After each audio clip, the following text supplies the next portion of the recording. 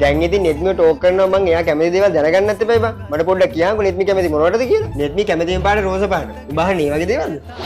අන්න හරි. ඒ වගේම තමයි. උඹ මරුවත් කන්නේ කියන මාමයිට් තමා බං ඒකේ යාසම කෑම. අදෝ එලකිරි බං මාමයිට් වල තියෙන අමුතු මාතල් එකක්. ඒක හැමෝටම සෙට් වෙන්නේ නැහැ. ඉතින් කියන් ආත තව මොනවද තව?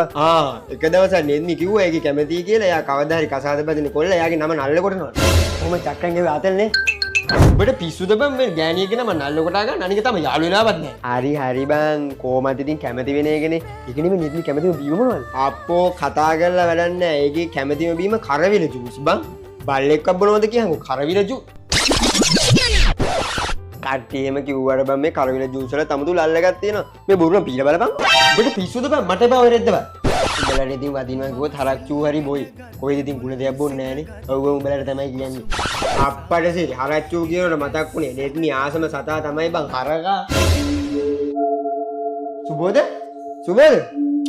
කොහෙද කොගියේ? අඩෝ මම පල්ලෙහා ග්‍රවුන්ඩ් එකේ ඉන්නේ පොඩ්ඩක් වරෙන්කෝ මේ පැත්තට. මූ මොකටද මේ වෙලාවේ වත්ත පල්ලෙහාට ගියේ?